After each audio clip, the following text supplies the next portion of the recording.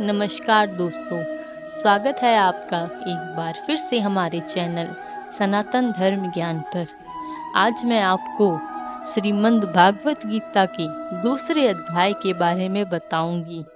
आखिर क्या है श्रीमद् भागवत गीता के दूसरे अध्याय में, क्या उपदेश दिए गए हैं भगवान कृष्ण के द्वारा, तो आइए जानते हैं। इससे पहले आप हमारे साथ श्रीमद् भागवत गीता में खो जाएं। हमारे चैनल सनातन धर्म ज्ञान को सब्सक्राइब जरूर कर दें ताकि आने वाले न्यू वीडियो की नोटिफिकेशन आपको सबसे पहले प्राप्त हो सके। तो चलिए शुरू करते हैं। सज्जन ने कहा, हे धृतराष्ट्र, व्याकुलचित अर्जुन से बोले, हे अर्जुन, अनर्थ के सेवन करने योग्य पियसकारक मोह इस समय तुम्हारे मन में कहाँ से आया? तुम कायर मत बनो, ये शोभा नहीं देता। तुम हृदय की दुर्बलता को त्याग कर युद्ध के निर्मित खड़े हो जाओ। अर्जुन ने कहा, हे मधुसूदन, मैं रण में पूज्य भीष्म और द्रोणाचार्य के ऊपर बाण प्रहार कैसे करूं? गुरुजनों को मारकर उनके रक्त से सने बागों को कैसे बोलूंगा? हम नहीं जानते कि संग्राम में हम दोनों में से कौन जीतेगा। यदि हम जान भी लें तो भी जिनको मारकर हम जीवित रहना चाहिए, वही धृतराष्ट्र के पुत्र हमारे सामने प्रस्तुत है। मैं आपसे पूछता हूँ, इससे निश्चित करके मेरा भला हो, वह मुझे समझाकर कहिए, क्योंकि मैं आपका शिष्य हूँ। मुझे शिक्षा दीजिए। मुझे पृथ्वी का निष्कंटक राज्य मिल जाए और देवताओं का भी आधिपत्य मिल जाए, तो भी ऐसा कोई उपाय नहीं दिखता कि जो मेरी इंद्रियों के शोक को दूर कर सके। हे गोविंद, मैं युद्ध नहीं करूंगा। यह कहकर अर्जुन चुप हो गया। संजन बोला, हे राजन, दोनों सेनाओं के मध्य में खिन्न होकर बैठे अर्जुन से श्री कृष्ण ने ये वचन कहे, हे अर्जुन, जिसके लिए शोक नहीं करना चाहिए तू उसके लिए शोक करता है, और पंडितों के वचन तो कहता है, परंतु पंडित न मरों का शोक करते हैं न जीवितों का। यह बात असंभव है कि मैं पहले न था, तुम न थे, और ये राजा भी न थे, उनके बाद नहीं रहेंगे। जैसे देहधारियों की इस देह की लड़कपन, जवानी, बुढ़ापे की वह अवस्थाएं होती हैं, तैसे ही मृत्यु के बाद दूसरी देह की भी होती है। इसलिए पंडित लोग मोक्ष प्राप्त नहीं होते हैं। हे नरश्रेष्ठ, सुख दुख का सामना बनाने वाले जिस वीर पुरुष को ये ब्रह्म पदार्थ कलेश नहीं देते, वह मोक्ष पाने का अधिकारी है। अतः वस्तु का तो अस्तित्व नहीं है और सम का अभाव नहीं है। इस प्रकार दोनों को ही तत्व ज्ञानी पुरुषों से देखा जाता है।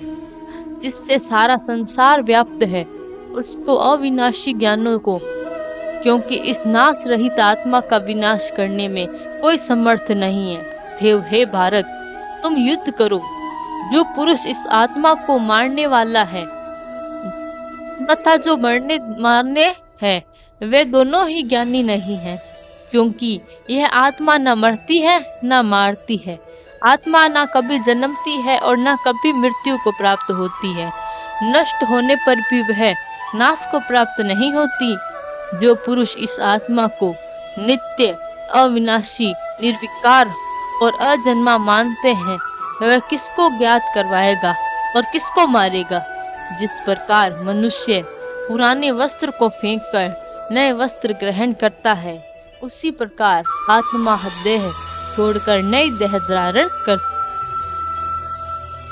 आत्मा को शस्त्र नहीं काट सकते हैं, अग्नि नहीं जला सकती है, जल भिगो नहीं सकता। यह अविनाशी, सर्वव्यापी, स्थित, अचल और सनातन है। यह इंद्रियों से ज्ञानी नहीं जा सकती, यह कल्पना से भी परे है। इसलिए इसे जानते हुए तुम्हारे शोक करना उचित नहीं है। हे महाबाहो, यदि तुम इस आत्मा को नित्य जन्म लेने और नित्य मरने वाली मानते हो, तो तुमको शोक नहीं करना चाहिए। क्योंकि जो जन्मा है उसकी मृत्यु और उसकी मृत्यु हुई है, उसका जन्म निश्चित है, अतएव वह यह बात अनिवार्य है, उसके लिए सोच करना व्यर्थ है। जन्म लेने से पहले क्या था किसी को मालूम नहीं, फिर मरने के पीछे क्या होगा कोई नहीं जानता। ऐसी दशा में किस बात का सोच करना तुमको उचित है? इस कारण सब प्राणियों के विषय में तुमको सोच करना उचित नहीं है। उनके धर्म को भी सोचकर तुमको घबराना उचित नहीं है, क्योंकि क्षत्रिय को धर्म पूर्वक युद्ध से कुछ भला करने वाला नहीं है। हे पार्थ, बिना इच्छा किए स्वर्ग का द्वार रूप यह युद्ध तुमको स्वतः प्राप्त होगा। यदि तुम अपने धर्म के अनुसार इस संग्राम को न करोगे तो अपना धर्म और बड़ाई खो बैठोगे। सब लोग सदा तुम्हारी अपकीर्ति करेंगे और प्रतिष्ठा वाले पुरुषों के लिए अपयश का होना मृत्यु से भी बढ़कर है। हे महारथी, समझेंगे कि अर्जुन डरकर संग्राम से डट गया और अब तक जो लोग तुम्हारा नमान करते थे वे अपयश करने लगेंगे। शत्रु लोग तुम्हारे पराक्रम की निंदा करते हुए अनेक प्रकार के दुर्वचन कहें, इससे बढ़कर दुख तुमको और क्या होगा। यदि तुम युद्ध में नष्ट हो जाओ तो स्वर्ग का सुख भोगोगे और जीतने पर पृथ्वी तल पर राज्य करोगे। इसलिए युद्ध में निर्मित दृढ़ प्रतिज्ञ होकर खड़े हो जाओ। सुख दुख, लाभ हानि, जय पराजय, इनको समान समझकर लड़ने के लिए तैयार हो।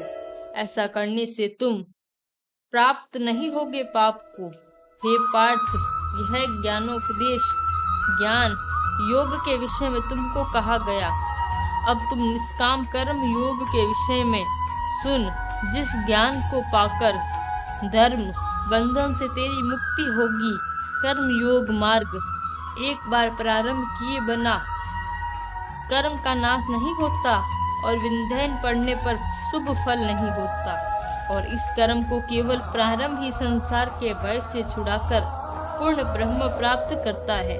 निश्चित करने वाले बुद्धि यह निष्काम करने में एक ही है, और कामना वाले पुरुषों की बुद्धि एकाग्र नहीं रहती, उनकी शाखा प्रशाखाएं होती हैं। ऐसी दशा में मनुष्य संदेह में रह जाता है। हे अर्जुन, अज्ञानी उस पुष्णित वाणी को ही स्वर्ग सुख से बढ़कर कुछ नहीं समझते। स्वर्ग को ही जो उत्तम पुरुषार्थ समझते हैं, उनकी कामनाओं में चित्त व्याकुल होने के कारण निश्चितात्मक बुद्धि से मोक्ष साधन को नहीं उत्पन्न होती है। कारण है कि उनके भीतर वाग्वेदी के सदैव निगमन रहता है। जिस मनुष्य का चित्त इस प्रकार मोहलिप्त और उसकी आसंगिक भोग विलास और ऐश्वर्य में है, ऐसे मनुष्य के अंतःकरण में निश्चितात्मक बुद्धि नहीं होती। हे अर्जुन, वेद त्रिगुणात्मक सकाम है, तुम निष्काम हो जाओ। सुख दुख को समान जानकर नित्य योग क्षेम आदि स्वार्थों में न पड़कर धीर जवान और आत्मनिष्ठ हो। जैसे छोटे छोटे अनेक जलाशयों में मनुष्य का कार्य सिद्ध नहीं होता और बड़े जलाशय से वे सदैव प्रयोजन अनायास ही सिद्ध हो जाते हैं, उसी प्रकार संपूर्ण वेदों में कहा हुआ है, काम कर्मों का फल है। ब्रह्मा में भक्ति रखने वाले मनुष्य को सहज से ही प्राप्त होता है। तुमको केवल कर्म करना चाहिए, तो फल तुम्हारे अधिकार में नहीं है। तुम ना तो फल की अभिलाषा से काम करो, ना निकम्मे ही रहो। फल की आशा त्याग कर कार्य की सफलता को समान मानकर तुम योगस्थ होकर कर्म करो। यही कर्म ज्ञान है। इस बुद्धि योग सहित क्रम से अन्य क्रम अत्यंत हीन है, इसलिए तुम बुद्धि योग का आचरण करो। फल की इच्छा करने वाले निष्कृष्ट होते हैं, निष्काम करने वाले पुरुष ईश्वर कृपा से इस प्रकार सुकृत और दुष्कृत इन दोनों को ही त्याग कर देते हैं। इसलिए तुम निष्काम क्रम से प्रवृत्त हो जाओ। कर्म फल को त्याग कर ही बुद्धि युक्त ज्ञानी पुरुष जन्म बंधन से हटकर मोक्ष को प्राप्त होते हैं।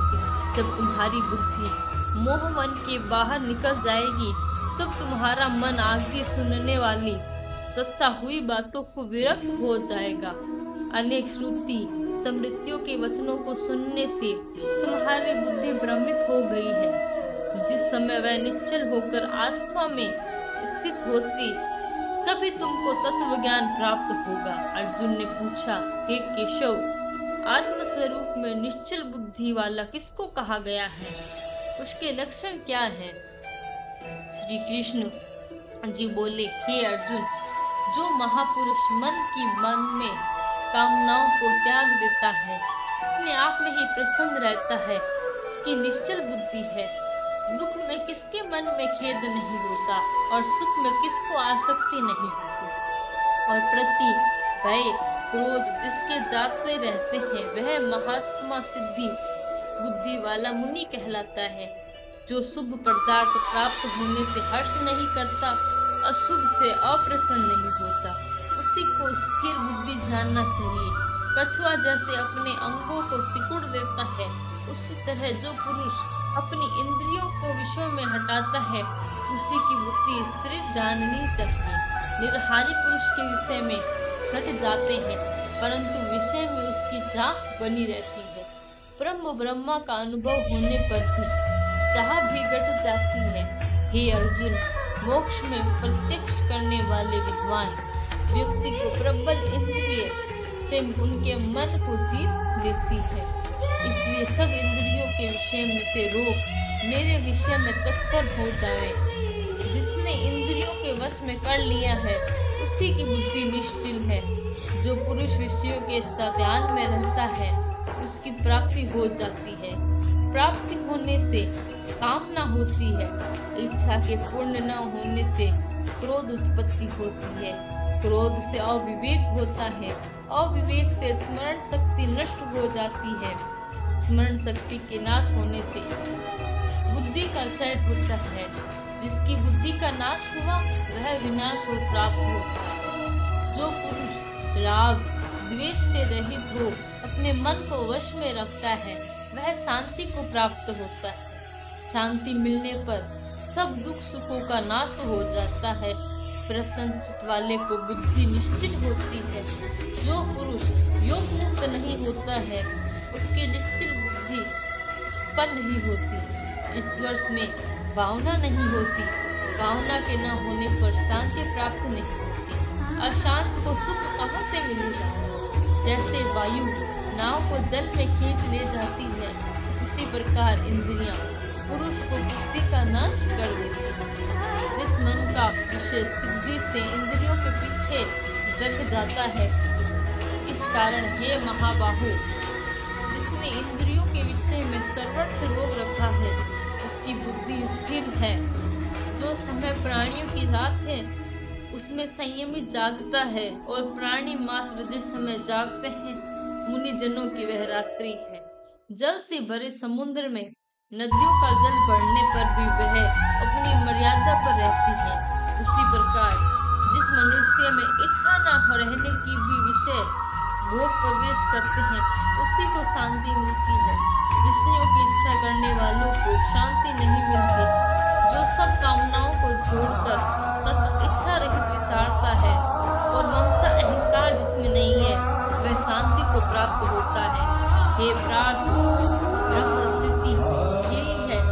ऐसी स्थिति मिल जाने पर प्राणी फिर मोह से नहीं फंसता और अंत समय में निर्वाण ब्रह्म को प्राप्त होता है। धन्यवाद। हमारे चैनल श्री सनातन धर्म ज्ञान को सब्सक्राइब जरूर कर दें। धन्यवाद।